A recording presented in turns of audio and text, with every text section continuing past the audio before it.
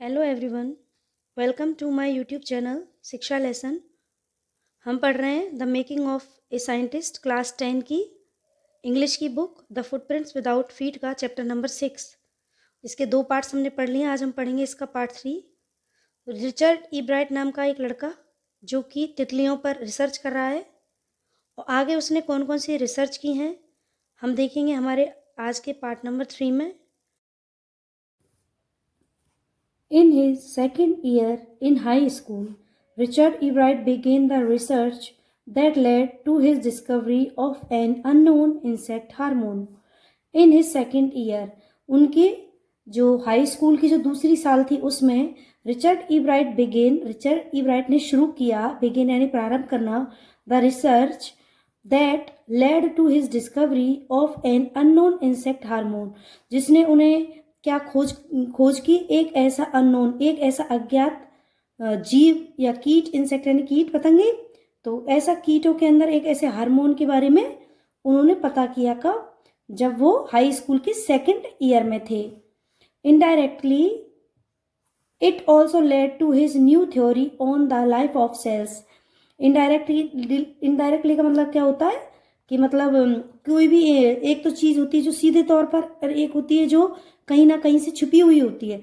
तो मतलब इनडायरेक्टली क्या हुआ था, it also led to his new theory. तो इससे इस जो चीज ने क्या किया, उसको एक नई थ्योरी दी on the life of cells, जो सेल्स की जो जीवन होता है उनके बारे में एक नई थ्योरी के लिए उन्होंने जाना। कब?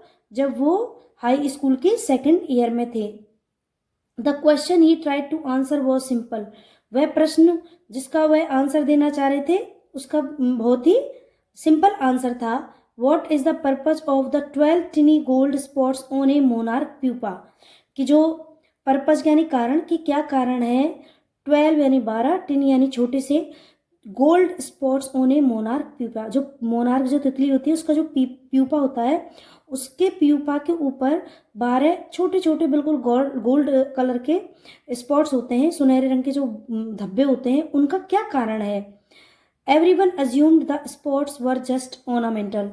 एवरीवन यानी प्रत्येक व्यक्ति ने अनुमान लगाया, अज्यूम यानी अनुमान लगाना या जानना, कि जो ये जो धब्बे होते हैं ये क्या है, सिर्फ एक सजावटी तौर से हैं। इब्राइट ने कहा, but doctor Urquhart didn't believe it. लेकिन जो डॉक्टर योहार्ट थे, कौन थे डॉक्टर योहार्ट? जो कि हमने पहले भी देखा है कि जिन्होंने मोनार्क तितलियों के ऊपर मतलब चिट लगाने के लिए कहा था कि भाई चिट लगाकर उनको छोड़ दो जिससे पता चले कि वो कहाँ से कितनी दूर से आई हैं। तो उन्होंने, डॉक्टर योहार्ट थे, उन्होंने इस विश्वास से मना कर दिया कि ये जो स्पॉट्स हैं ये सिर्फ ऑर्नामेंट के लिए नहीं हो सकते, सजावटी नहीं है। To find the answer, Ebright and another excellent science student first had to build a device that showed that the spots were producing a hormone necessary for the butterfly's full development. To find the answer, answer को ढूंढते हुए Ebright और उसका जो दूसरा बहुत ही होशियार जो वैज्ञानिक दोस्त था, मतलब एक्सीलेंट यानी होशियार, साइंस स्टूडेंट यानी जो विज्ञान में ही उसके साथ कोई और एक स्टूडेंट होगा, first had to build a device, उन्होंने सबसे पहले क्या किया, एक डिवाइस बनाई, एक ऐसा उपकरण बनाया, दैट शोड, जो कि दिखाता है, दैट की the spot were producing A hormone, कि जो स्पॉट्स होते हैं ये क्या एक हार्मोन पैदा करते हैं, प्रोड्यूस यानी पैदा करना, एक हार्मोन विशेष प्रकार का एक द्रव्य पैदा करते हैं, नेसेसरी यानी बहुत ही आवश्यक है, for the butterflies full development, जो तितलियां होती है उनके पूरे विकास के लिए यह जो हार्मोन है यह बहुत ही आवश्यक है। This project won Ebright first place in the county fair. इस प्रोजेक्ट से जो इब्राइट था उनको क्या मिला, प्रथम स्थान मिला काउंटी फेयर में, क्योंकि वह काउंटी फेयर में पहले भी जाते रहे हैं।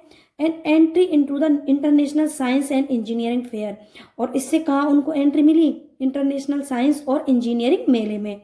There he won third place for zoology, वहां पर उनको तीसरा स्थान मिला जीव विज्ञान में। He also got a chance to work during the summer at the entomology laboratory of the Walter Reed Army Institute of Research. There he won third place of zoology. वहां पर उसको क्या मिला, जो जीव विज्ञान होता है उसमें तीसरा स्थान मिला। और ही ऑल्सो गॉट ए चांस, उनको स्थान, वो एक मौका मिला, टू वर्क, काम करने का, ड्यूरिंग द समर, गर्मियों के दिनों में, at the entomology laboratory, entomology होता है जो कीट विज्ञान होता है। एंटोमोलॉजी का मतलब क्या होता है? कीट विज्ञान। तो कीट विज्ञान की जो प्रयोगशाला होती है, लेबोरेटरी यानी प्रयोगशाला में, Walter read army institute of research, उस लेबोरेटरी का नाम क्या है? Walter read army institute of research. किसी भी चैप्टर में जितने भी नेम्स आते हैं उन नेम्स को बहुत ही अच्छी तरह से याद रखें, क्योंकि इनसे संबंधित प्रश्न अक्सर पूछे जाते हैं। As a high school junior, जब वो हाई स्कूल में जूनियर थे, Richard Ebright continued his advance experiments on the monarch pupa. तो रिचर्ड ई ब्राइट थे, उन्होंने लगातार क्या किया? अपना एडवांस यानी बहुत और अधिक एडवांस बना के और अधिक प्रयोग करके और अधिक चीज़ों का इस्तेमाल करके उन्होंने अपना जो एक्सपेरिमेंट था, अपना प्रयोग था, मोनार्क प्यूपा पर जारी रखा। That year his project won first place, उस साल उनका जो प्रोजेक्ट था उनको प्रथम स्थान मिला at the international science fair. कहाँ? जो अंतर्राष्ट्रीय जो साइंस फेयर होता है उसमें। And gave him another chance to work in the army laboratory during the summer, और इससे उनको क्या मौका मिला? किसमें? चांस यानी मौका मिलना, एक और दूसरा मौका मिला काम करने का आर्मी लेबोरेटरी में ड्यूरिंग द समर, गर्मियों के दौरान। तो इसमें एक चीज़ आपने नोटिस की होगी कि ज़्यादातर जो भी प्रोजेक्ट किए हैं या कोई भी फेयर है या कोई भी काम किया है इसने, तो वो समर के दौरान ही किया है। ठीक है, तो पहले भी इसने ये जो लेबोरेटरी थी, entomology laboratory, Walter read army institute of research, ये, और अब किस में काम किया है इन्होंने? जो आर्मी लेबोरेटरी में, जो कि किसकी है? कीट पतंगों से रिलेटेड। इन हिज सीनियर ईयर, और जब वो सीनियर मतलब सीनियर आगे की तरफ बढ़े, या दूसरी, पहले वो जूनियर में थे, अब वो सीनियर साल में आ गए, he went a step further, अब उन्होंने क्या किया? एक और आगे कदम बढ़ाया। He grew cells from monarchs wing in his senior year, आगे जब वो सब सीनियर क्लास में आए, he went a step further, उन्होंने एक कदम और आगे बढ़ाया। He grew cells from a monarch's wing in a culture and showed that the cells would divide and develop into normal butterfly wings scales only if they were fed the hormone from the gold spots। अब इसमें ये क्या कहना चाह रहा है? ही grew sales, उन्होंने और सेल्स उत्पन्न की, फ्रॉम ए मोनार्क विंग, जो मोनार्क की जो पंख होती है उनसे उन्होंने और सेल उन्होंने पैदा की, in a culture and showed that, और उन्होंने क्या बताया कि जो सेल होती हैं वो डिवाइडेड एंड डेवलप, जो कि डिवाइड होती हैं या बढ़ती हैं और डेवलप यानी विकसित होती हैं, into a normal butterfly wing scales. कैसे? बिल्कुल एक साधारण बटरफ्लाई की जो विंग्स होती हैं उसके हिसाब से ही उनकी भी जो विंग्स होती हैं वो बढ़ती हैं। ओनली इफ, सिर्फ केवल, they were fed the hormone from the gold egg spot, वो क्या करती हैं? जो अपने जो हार्मोन्स होते हैं वो कहाँ से लेती हैं? ये जो गोल्ड स्पॉट्स होते हैं उनमें से। अब इसका कारण पता चला कि पहले सब लोग कह रहे थे कि जो गोल्ड स्पॉट्स हैं ये तो कुछ नहीं है, ऑर्नामेंटल टाइप है, लेकिन नहीं, ये क्या है? ये उनको फेड करते हैं, क्या? गोल्ड स्पॉट्स हार्मोन को। That project won first place for zoology at the international fair, इस प्रोजेक्ट ने क्या किया? इस प्रोजेक्ट से उन्होंने पहला स्थान प्राप्त किया जूलॉजी के इंटरनेशनल फेयर में, जूलॉजी डिपार्टमेंट की तरफ से इंटरनेशनल फेयर में, अंतर्राष्ट्रीय मेले में। He spend the summer after graduation doing further work at the army laboratory and at the laboratory of the US department of agriculture. He spend, वह बिताते थे, द समर, अपनी गर्मियां, आफ्टर ग्रेजुएशन, ग्रेजुएशन के बाद, डूइंग फर्दर वर्क, आगे का काम करते हुए, फर्दर यानी आगे, आगे का काम करते हुए, एट द आर्मी लेबोरेटरी, जो सैन्य जो प्रयोगशाला होती है उसमें, and at the laboratory of US department of agriculture, और कौन सी प्रयोगशाला में? जो यूएस डिपार्टमेंट होता है उसके जो प्रयोगशाला होती है एग्रीकल्चर की, उसमें।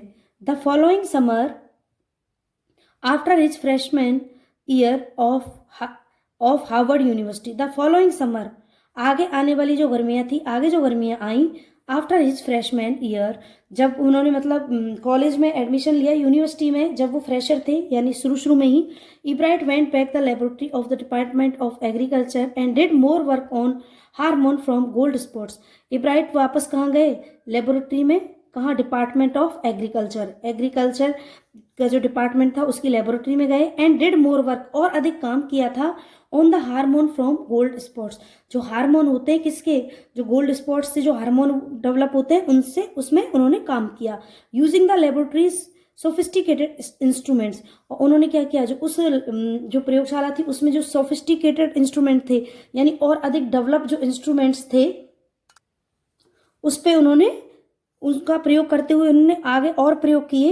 ही was able to identify the hormones chemical structure, और जो सोफिस्टिकेटेड इंस्ट्रूमेंट्स थे उनसे वह क्या कर पाए, आइडेंटिफाई यानी पहचान करना, द हार्मोन्स केमिकल स्ट्रक्चर, जो हार्मोन होते हैं उनके रासायनिक स्ट्रक्चर की खोज उन्होंने की कि इनका स्ट्रक्चर क्या होता है। A year and a half later, 1.5 साल बाद, a year and a half later यानी 1.5 साल बाद, ड्यूरिंग हिज जूनियर ईयर, अपनी जूनियर सालों में, Ebright got the idea for his new theory about cell life, Ebright को एक नया विचार मिला अपनी नई थ्योरी के लिए अबाउट सेल लाइफ, कि जो सेल होते हैं, जो ऊतक होते हैं, उनकी जीवन के बारे में। It came while he was looking at X-ray photos of chemical structure of a hormone. It came while, और यह विचार उनको कब आया, ही वॉज लुकिंग, जब वह देख रहे थे एक्सरे फोटोज, जो एक्सरे के जो एक्सरे से जो फोटोज खींचते हैं उनको जब वो देख रहे थे, of the chemical structure of a hormone, जब वो एक्सरे से फोटो देख रहे थे केमिकल स्ट्रक्चर का, जो हार्मोन का जो केमिकल स्ट्रक्चर होता है उसका, तब उनके दिमाग में ये विचार आया क्या, अबाउट सेल लाइफ, जो सेल की जो ऊतक की जो जीवन होता है उसकी थ्योरी के बारे में। when he saw those photos, जब उन्होंने उन फोटोज को देखा, इब्राइट डिडंट शाउट, इब्राइट चिल्लाए नहीं, यूरेका, उन्होंने ऐसा भी कुछ नहीं बोला, और even I have got it, और उन्होंने ऐसा भी नहीं कहा कि भाई मुझे ये, हाँ मैंने तो ढूंढ लिया, ये देखो मैंने क्या ढूंढ लिया, ऐसा कुछ भी नहीं बोला। But he believed that along with his finding about insect hormones, जबकि उन्होंने यह विश्वास किया कि जो along with his findings, कि उन्होंने ये जो कुछ भी ढूंढा है इसके साथ साथ साथ इंसेक्ट हार्मोन्स, जो इंसेक्ट के जो हार्मोन्स होते हैं, the photos gave him the answer of one of biology's puzzle, जो वो फोटोज थे उन्होंने उसको जवाब दिया किसका, one of biology's puzzle, puzzle यानी पहेली, एक जीव विज्ञान से संबंधित जो पहेली होती है उसका उसने जवाब दिया। How the cell can read the blueprint of its DNA, तो वह क्या था, उन्होंने क्या जाना कि जो सेल होते हैं, जो ऊतक होते हैं, वे कैसे पढ़ते हैं जो डीएनए होता है उसका ब्लूप्रिंट, जो हमारे शरीर में जो डीएनए होते हैं जिनसे हम ये पता चला लगाते हैं कि भाई ये हमारे वंशज वगैरह के बारे में, या हमसे जो पहली पीढ़ी थी उनमें क्या था, और या उनसे हमारे अंदर कौन सी चीज़ें आई हैं, तो इन चीज़ों का पता लगाने के लिए जो डीएनए होता है उसके ब्लूप्रिंट को जो सेल होती हैं वो कैसे रीड करती हैं। DNA is a substance in a nucleus of a cell that controls heredity, जो डीएनए क्या होता है, एक ऐसा सब्सटेंस होता है, सब्सटेंस का मतलब होता है एक ऐसा प्रकार होता है किसका, the nucleus of a cell, एक सेल का एक बहुत न्यूक्लियस अणु, बहुत छोटा सा एक वो होता है जो कि कंट्रोल्स हेरिडिटी, जो किसको कंट्रोल करता है, हमारी हेरिडिटी को, जो हमारी आनुवांशिकता को। It determines the form and function of the cells, ये क्या करता है, ये डिटरमाइन कराता है किनको, फॉर्म को, और and function of the cell, जो ऊतक होते हैं उनके फॉर्म्स और उनके कार्यों को डिटरमाइन कराता है।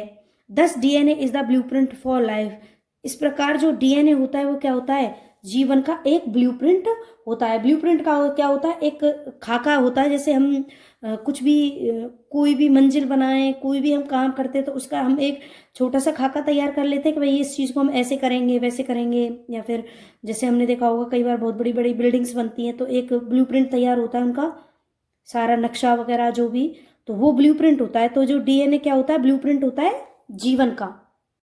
Ebright and his colleague,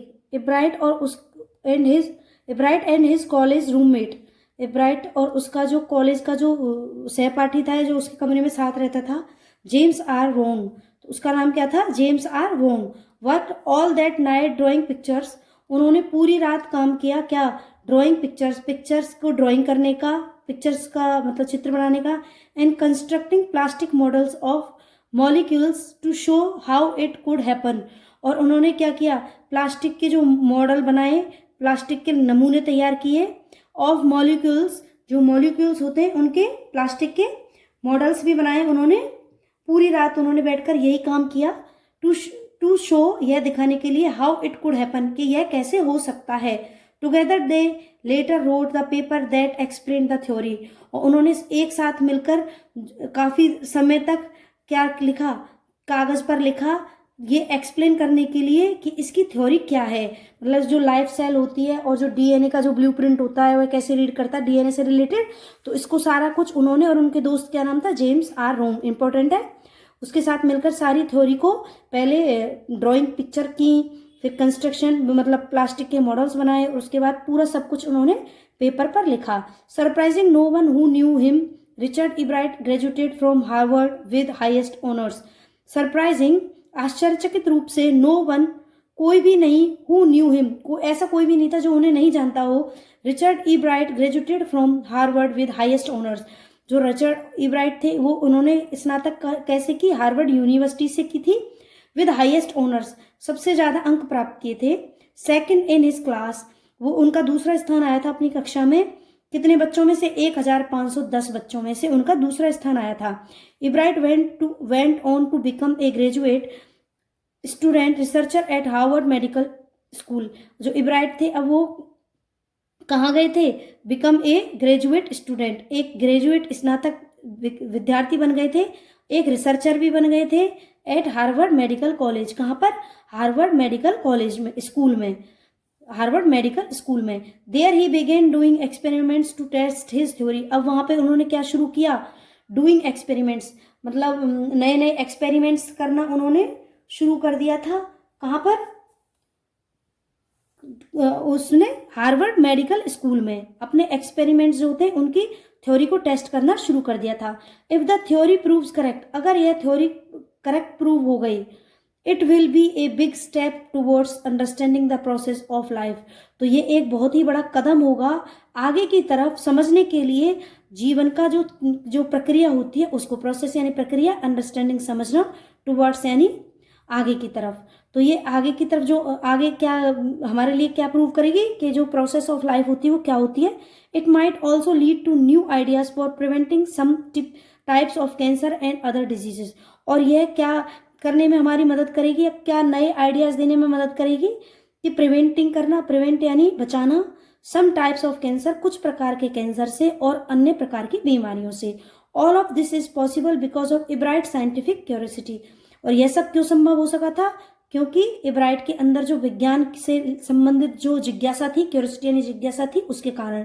his high school research into the purpose of the spot of a monarch pupa eventually led him to his theory about cell life, और जो इनकी जो हाई स्कूल से जो इन्होंने रिसर्च शुरू की थी, क्या purpose of spot of monarch pupa, जो मोनार्क तितली के जो प्यूपा के ऊपर जो स्पॉट्स होते थे वो कहाँ पर इवेंचुअली यानी समयानुसार वो कहाँ आगे की तरफ बढ़ गए, थ्योरी अबाउट सेल लाइफ, जो ऊतकों का जीवन होता है उसकी थ्योरी के आगे।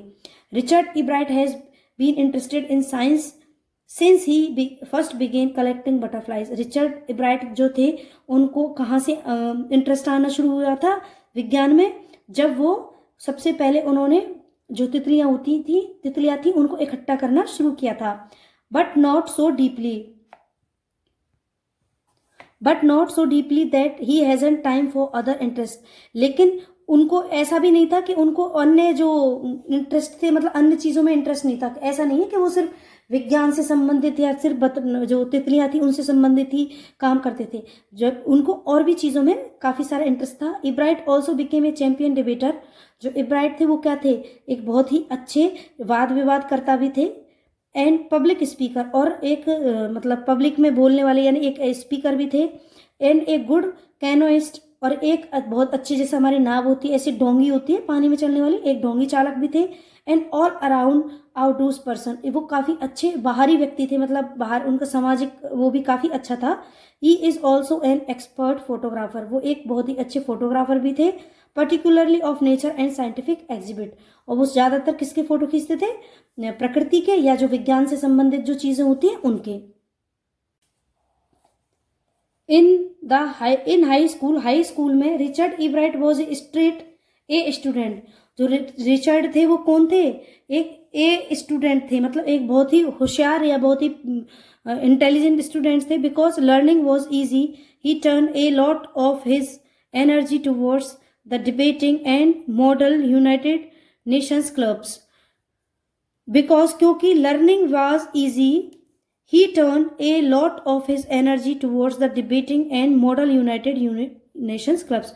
वो क्या करते थे कि अपनी जो एनर्जी थी सिर्फ पढ़ाई के अलावा वो क्या करते थे, अपनी एनर्जी को कहाँ लगाते थे, डिबेट करने में या वाद विवाद में, और मॉडल्स बनाने में कहाँ, यूनाइटेड नेशन क्लब्स में। तो मतलब ऐसा नहीं था कि वो सिर्फ पढ़ाई ही करते थे, इसके अलावा वो वाद विवाद भी की उसमें भी भाग लेते थे और मॉडल्स वगैरह बनाने के लिए उसमें भी काम में लेते थे अपनी एनर्जी को। He also found someone to admire, Richard A Weaver. तो उन्होंने क्या, उनको एक ऐसा व्यक्ति भी मिला जो उनका वास्तविक प्रशंसक था, एडमायर यानी प्रशंसक। तो उनको प्रशंसा करते थे कौन, Richard A Weaver. His social studies teacher, उनके सामाजिक विज्ञान के अध्यापक थे, and adviser to both clubs, और वो उन दोनों क्लब्स के एडवाइजर भी थे। Mr Weaver was the perfect person for me then, तब मिस्टर जो वेवर थे वो मेरे लिए एक बहुत ही परफेक्ट व्यक्ति थे। He open my mind to new ideas, Ebright said, Ebright ने कहा था कि उन्होंने मेरा जो दिमाग था वह खोल दिया था नए नए आइडियाज के लिए। किन्होंने, मिस्टर ए वेवर ने। Richard would always give that extra effort, Richard हमेशा क्या करते थे, हमेशा एक्स्ट्रा एफर्ट मतलब अतिरिक्त प्रयास करते थे। Mr Weaver said, Mr Weaver ने कहा, what pleased me was here was the person who put me in 3 or 4 hours at night doing debate research besides doing all his research with butterflies and his other interest। Mister जो Weaver थे उन्होंने क्या कहा था कि उनके अंदर सबसे अच्छा जो चीज लगती थी मुझे, वो क्या लगती थी, हियर वॉज दिस पर्सन, कि यह एक ऐसे व्यक्ति थे who put in 3 or 4 hours, जो अपना 3 से 4 घंटा देते थे किसमें, डूइंग डिबेट रिसर्च, कि अगर कोई भी वाद विवाद से संबंधित कोई भी प्रतियोगिता होती थी उसमें वो 3 से 4 घंटे उस टॉपिक के लिए रिसर्च करते थे, with butterflies and his other interest, और उस किसके अलावा कि अपने रिसर्च किस पर, बटरफ्लाइज पर और अपने अदर इंटरेस्ट पर। मतलब ऐसा नहीं था कि वो सिर्फ बटरफ्लाइज और उन पर ही इंटरेस्ट रखते थे, बल्कि वो काफी अच्छी वाद विवाद में भी भाग लेते थे, जिसके लिए वो 3 से 4 घंटे रिसर्च भी करते थे।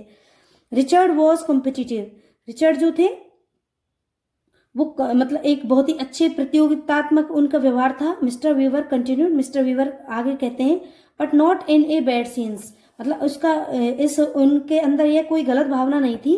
ही एक्सप्लेन, उन्होंने एक्सप्लेन किया, Richard wasn't interest in winning for winning sake, मतलब उनके अंदर ऐसा नहीं था कि जो कुछ भी करना है वह सिर्फ जीतने के लिए करना है, और winning to get a prize, या फिर कोई भी पुरस्कार प्राप्त करने के लिए जीतना है। रादर, इसके अलावा he was winning because he wanted to do the best job he could, वो सिर्फ किस लिए जीतना चाहते थे, क्योंकि वह सबसे अच्छा, मतलब जो कुछ भी होता था उसमें सबसे बेस्ट करने की कोशिश करते थे जितना वो कर सकते थे। फॉर द राइट रीजन, बिल्कुल सही कारण से। He wants to be the best, वे अच्छा बनना चाहते थे पर एक सही कारण में। जैसे एक तो किसी व्यक्ति को घमंड हो जाए कि देखो मैं लगातार प्रतियोगिताएं जीत रहा हूं या मैं ये रिसर्च कर रहा हूं, लेकिन ऐसा उनके अंदर नहीं था। And that is one of the ingredients in the making of a scientist, और ये ही जो प्रमुख सामान था या प्रमुख चीजें थी किसके अंदर, एक वैज्ञानिक बनने की। Start with A first rate mind, सबसे पहले क्या है, एक बहुत ही मतलब बहुत ही कुशल दिमाग होना चाहिए, क्यूरियोसिटी जिज्ञासा होनी चाहिए, and mix in the will to win for the right reason, और उसके अंदर अपनी इच्छा शक्ति, विल यानी इच्छा शक्ति को मिला देना चाहिए एक सही कारण के लिए। तो मतलब 3 चीजें कौन कौन सी हो गई एक वैज्ञानिक बनने के लिए, कि सबसे रेट माइंड, यानी एक तो फर्स्ट रेट माइंड, मतलब सबसे पहले तो एक बहुत ही प्रगाढ़ या बहुत ही होशियार दिमाग होना चाहिए, जानने की किसी भी चीज की क्यूरियोसिटी या इच्छा होनी चाहिए, और अपनी इच्छा शक्ति को सही कारण से उसमें मिक्स कर देना चाहिए, यानी बिना इच्छा शक्ति के हम कभी भी कुछ भी हासिल नहीं कर सकते। इब्राइट हैज दीज क्वालिटीज, और इब्राइट के अंदर ये सारी विशेषताएं थी। From the time the books the travel of monarch x, कब से शुरू किया था इन्होंने ये, the travel of monarch x, जब उनको उनकी माँ ने किताब दी थी तब से शुरू किया था। Open the world of science to him, सबसे पहले जो उनके लिए जो विज्ञान की दुनिया थी किसने खोली थी, the travel of monarch x. Important बिल्कुल, कि उनके लिए विज्ञान की दुनिया कब से खुली थी। Richard Ebright has never lost his scientific curiosity. उसके बाद से जो रिचर्ड इब्राइट थे उन्होंने कभी भी नहीं खोई, लॉस्ट यानी कोई अपनी विज्ञान से संबंधित जो उत्सुकता थी उन्होंने कभी भी नहीं खोई। तो ये है आज का चैप्टर पार्ट 3। अब हम इससे आगे देखेंगे इस चैप्टर में आने वाले हार्ड वर्ड्स। अननोन अनजान, थ्योरी सिद्धांत, डिस्कवरी खोज, सिंपल साधारण, टिनी छोटे से, अज्यूम अनुमान, ऑर्नामेंटल सजावटी, डिवाइस उपकरण, प्रोड्यूस उत्पन्न होना, नेसेसरी आवश्यक, एंटोमोलॉजी कीट विज्ञान, कंटिन्यू लगातार, फर्दर आगे, स्टेप पायदान, कल्चर कल्चर संवर्धन, ये संस्कृति वाला कल्चर नहीं है, यहाँ पर संवर्धन है। फेयर मेला, स्पेंट बिताना, फॉलोइंग समर अगली गर्मियाँ, एग्रीकल्चर कृषि विज्ञान, आइडेंटिफाई पता लगाना, सोफिस्टिकेटेड जटिल और उन्नत, केमिकल रासायनिक, स्ट्रक्चर संरचना, शाउट चिल्लाना, अलोंग विद साथ साथ, पजल पहेली, हेरिडिटी आनुवांशिक, कंस्ट्रक्टिंग बनाना, मॉडल्स नमूने, मॉलिक्यूल्स अणु, ऑनर्स सम्मान, प्रूव सिद्ध होना, प्रिवेंटिंग रक्षा करना, क्यूरियोसिटी जिज्ञासा, पर्पस कारण, इवेंचुअली समयानुसार, डीपली गहराई, डिबेटर वाद विवाद करने वाला, स्पीकर प्रवक्ता, कैनोइस्ट डोंगी चालक, एडमायर प्रशंसा, एफर्ट प्रयास या कोशिश, बिसाइड्स के अलावा, रिसर्च खोजबीन, रैदर काफ़ी हद तक, इंग्रेडिएंट्स वो इंग्रेडिएंट घटना या सामान, विल इच्छा शक्ति, क्वालिटीज विशेषताएं। वीडियो कैसा लगा? वीडियो को लाइक करें, किसी भी क्वेरी के लिए कमेंट करें, फ्रेंड्स के साथ शेयर करें और मेरे चैनल को सब्सक्राइब कर दें। Thank you so much. Have a nice day.